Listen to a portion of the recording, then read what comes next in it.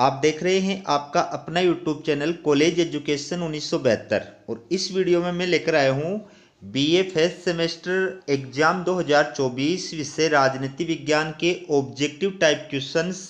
और आज के टॉपिक का नाम है तानाशाही।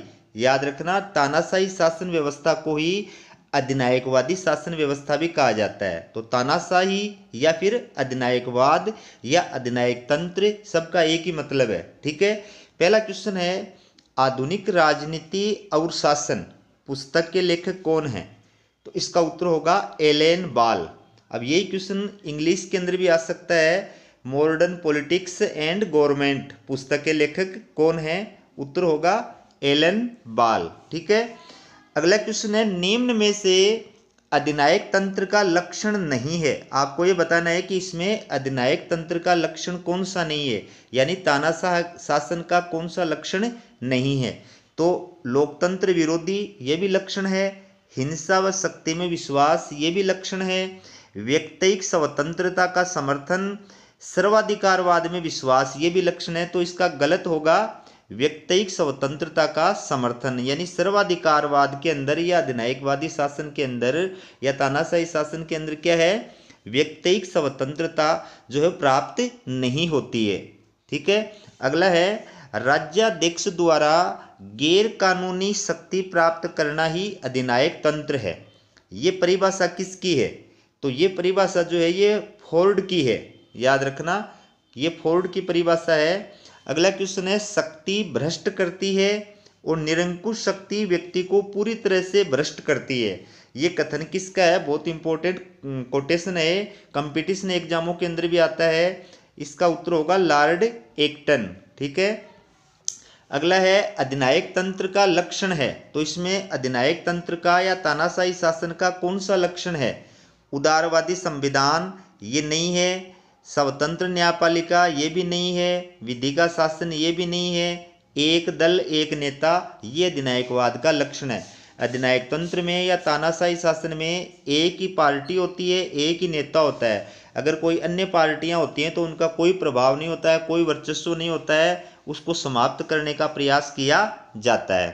फिर है, तानाशाही का लक्षण नहीं है। इनमें से कौन सा जो है तानाशाही का लक्षण नहीं है? पहला है, जनमत निर्माण के साधनों का सरकारीकरण, यानी जनमत निर्माण के जो साधन होते हैं, प्रिंट मीडिया, इलेक्ट्रॉनिक मीडिया, सब पर किसका कंट्रोल होता है? सरकार का कंट्रोल होता है। तो ये लक्षण है। सर्वाधिकारवाद में विश्वास, मतलब संपूर्ण प्रकार की शक्तियां और अधिकार तानाशाह में होते हैं। तो ये भी सही है, लक्षण है। व्यक्तिक विषयों में हस्तक्षेप की नीति, कि व्यक्तिगत विषयों में, व्यक्तिगत स्वतंत्रताओं में तानाशाह के द्वारा हस्तक्षेप नहीं किया जाएगा, ये इसका लक्षण नहीं है, हस्तक्षेप किया जाता है। ठीक है, और विरोध का उग्र दमन, मतलब तानाशाह का अधिनायकवादी का विरोध करने वाले लोगों का या आंदोलनों का जो है उग्र दमन किया जाता है, बुरी तरह से उनका दमन किया जाता है। तो इसका ये लक्षण जो है ये नहीं है। अगला क्वेश्चन है, एलेन बाल द्वारा प्रस्तुत आधुनिक अधिनायक तंत्रों का वर्गीकरण है। तो एलेन बाल जो है, इन्होंने अपनी जो पुस्तक बताई थी आधुनिक राजनीति और शासन, उसके अंदर अधिनायक तंत्रों का वर्गीकरण प्रस्तुत किया है। और उसने दो आधारों पर अधिनायक तंत्रों का वर्गीकरण प्रस्तुत किया है। पहला है सर्वाधिकारवादी अधिनायक तंत्र और दूसरा है स्वेच्छाचारी अधिनायक तंत्र। ठीक है, तो इसका उत्तर है डी।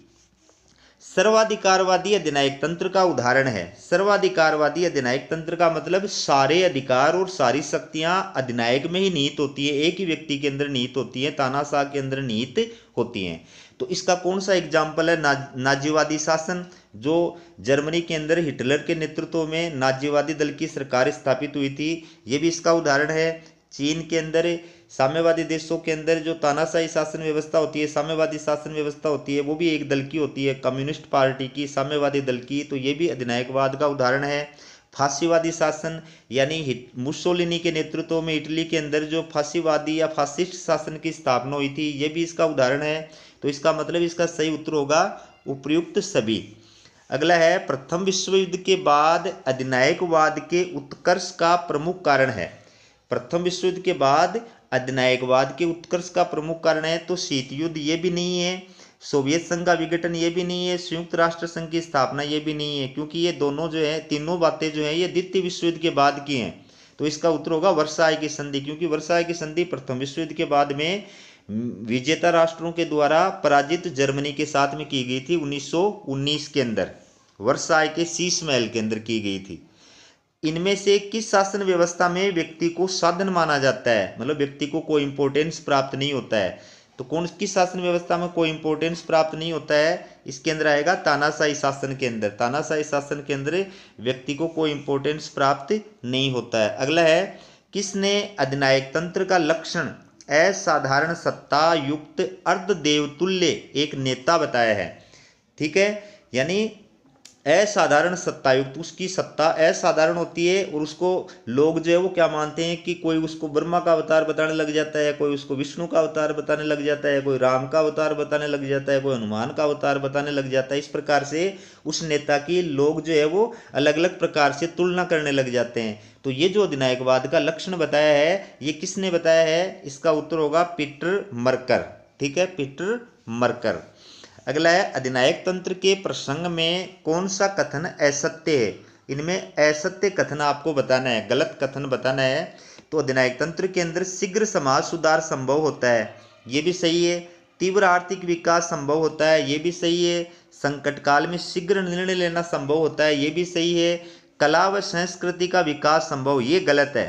अधिनायक तंत्र में कला और संस्कृति का विकास संभव नहीं है। ठीक है, और लास्ट क्वेश्चन है, तानाशाही शासन के बारे में कौन सा कथन सत्य है? इनमें से सही कथन आपको बताना है। तो पहला है, ये लोकतंत्र का विकल्प हो सकता है, नहीं, गलत है। ये लोकतंत्र के समकक्ष शासन है, नहीं, ये भी सत्य नहीं है। ये लोकतंत्र से श्रेष्ठ श्रेणी का शासन है, ये भी सत्य नहीं है। तो इसका सही उत्तर होगा सी, ये लोकतंत्र के विपरीत श्रेणी का शासन है, यानी लोकतंत्र के उल्टा शासन है। ठीक है, तानाशाही शासन लोकतंत्र से विपरीत शासन है, उल्टा शासन है। तो ये था आपके लिए तानाशाही शासन व्यवस्था पर ऑब्जेक्टिव टाइप क्वेश्चंस का वीडियो कैसा लगा कमेंट करके जरूर बताइएगा। और आपसे रिक्वेस्ट है कि वीडियो का लिंक अपने दोस्तों के साथ में, और लड़कियां हैं तो अपनी सहेलियों के साथ में शेयर जरूर करें। अगर आप सोशल मीडिया साइट चलाते हैं, फेसबुक वगैरह, टेलीग्राम वगैरह, इंस्टा वगैरह, ठीक है, तो उसके ऊपर भी इसको शेयर करने का प्रयास करें ताकि ज़्यादा से ज़्यादा विद्यार्थियों तक वीडियो पहुँच सके। हमारा वीडियो देखने के लिए आप सभी का बहुत बहुत धन्यवाद।